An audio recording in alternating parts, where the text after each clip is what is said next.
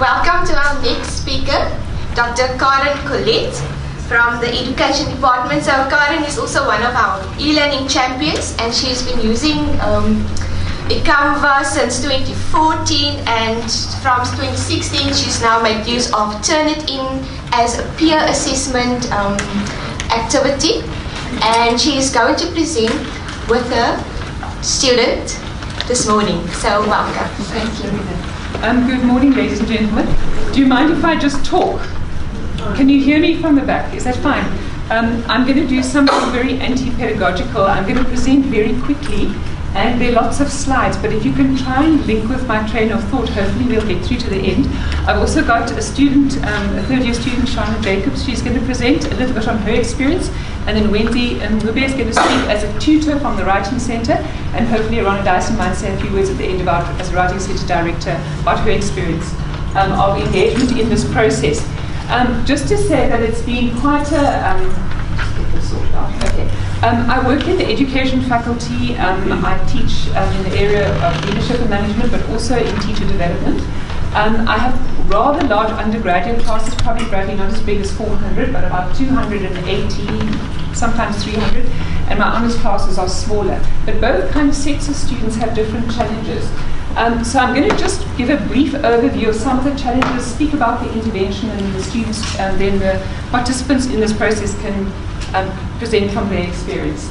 I think a lot of you that teach at UWC can identify with the nature of our students and the challenges that we have in terms of meeting student needs and supporting students properly to achieve academic success. The honours students that I teach is very interesting. Some of them come back to academia after 10 or 15 years, and they're completely terrified by the technology and also the fact that they've got to write these long, critical, reflective essays, academic essays. So we all have different types of assessment, but my courses are often writing, what I call writing intensive courses. And that pushes a lot of pressure on me in terms of how do I support the students' academic literacies, and particularly writing literacies. So we all know the challenges of working in a neoliberal university, the kind of pressure, student numbers, throughput, etc., and I won't get into details, but kind of pass rates. And then also the challenges for students themselves in terms of not really getting access to all the support they need. So what was interesting for me from the research I've been doing is honours students, I found out, can't get access to the Writing Centre because they come after 5 o'clock at night, and their Writing Centre isn't open on weekends. So I had to try and think around about how we could do this creatively. And I think the thing I sat with in my courses is how do I better align my assessments, teaching and student learning to support and scaffold student agency and sustainable learning. So my presentation also focuses on formative assessment and how I engage with technology to try and assist me.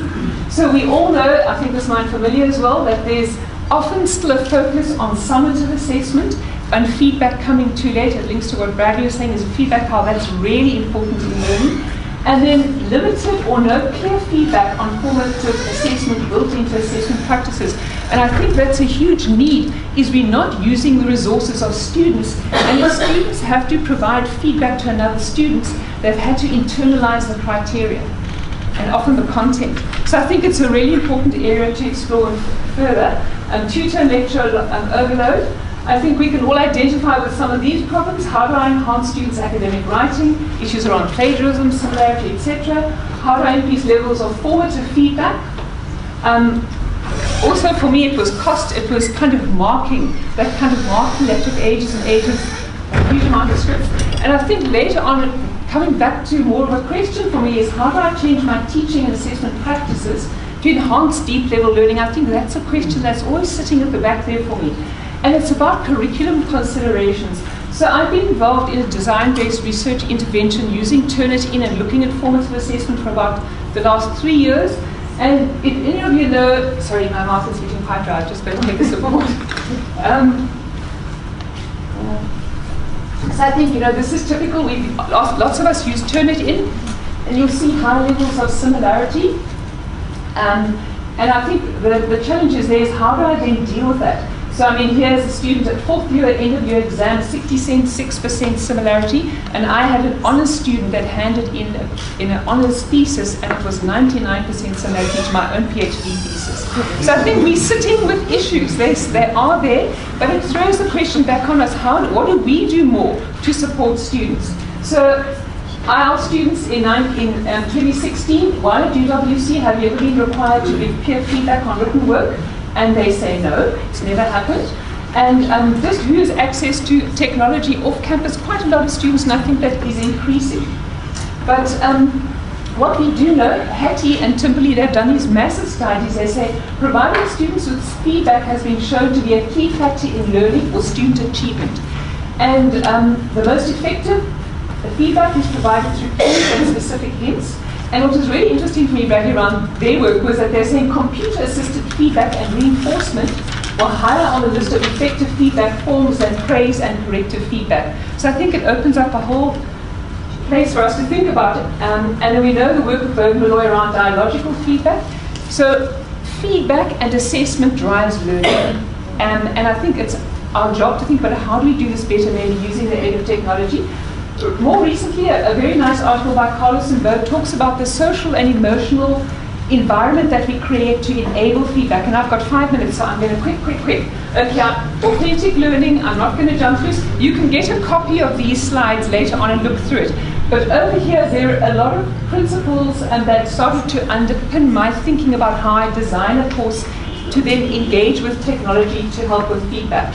So the innovation in brief, it's online formative assessment and feedback using Turnitin. And what I did is I linked the tutors in the honours class onto the online platform so they could give students feedback after hours and any time. So I'm going to jump through the principles in formative curriculum design because I think you need to get to there in order to think about how you use the technology. So excuse me for this, but I'm going to jump through that. And it's about how you design your assessment tasks to enable formative feedback.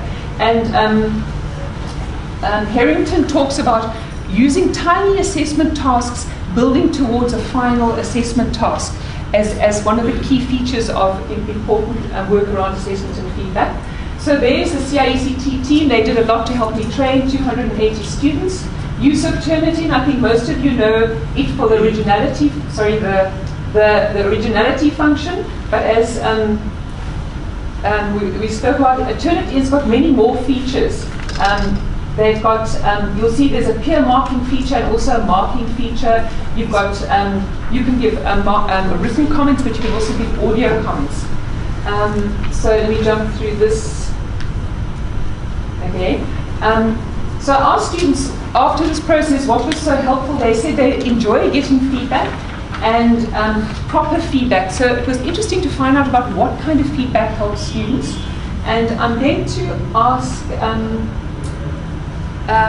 Shana to speak from, as a third-year student, her experience of the use of Turnitin to help her academic writing. Thanks, Shana. As a third-year education student, we were introduced to this platform, and it's a form of assessing our peers based on our academic writing.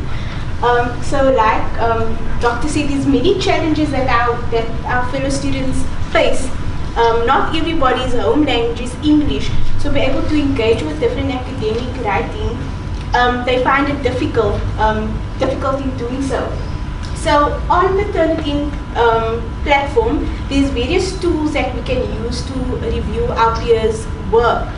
But because how we were introduced to it was a one-way engagement, it wasn't a two-way engagement. So the feedback that we got wasn't always constructive because it was one tool that said awkward. So a student would maybe place the awkward tool by a sentence, but they won't explain to you why the sentence was awkward.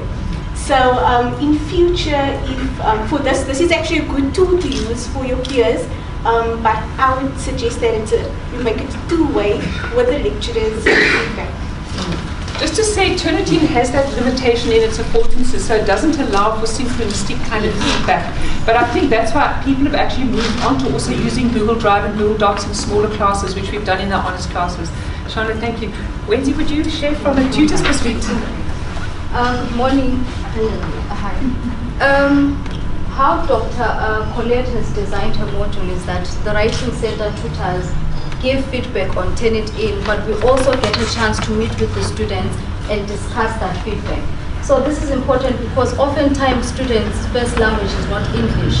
So they translate their ideas from their home languages, and sometimes you struggle to understand what it is they want to say.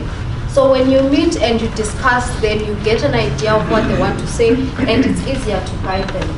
And also as a tutor, I've learned how important it is to give feedback that is clear and feedback that students can work with.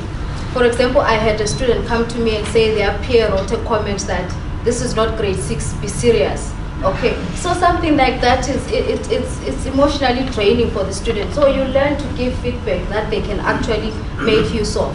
And the system is also very flexible for both the tutor and the student. And it's also easy to track the students' progress because they submit the assignment, you give your comments, and next time they submit something that they've worked on, so you can tell whether or not they're actually making use of the comments. Thank you. Thank you. Okay, I've got like half a second. Ronna, do you want to say anything? Maybe just to say we're still through a learning process, and it's been wonderful to have the collaboration with the Writing Center, but in the curriculum design it's been integrating the engagement with the Writing Center into the course content. And you'll see some more things on the slides when I put them up later. Okay, thank you.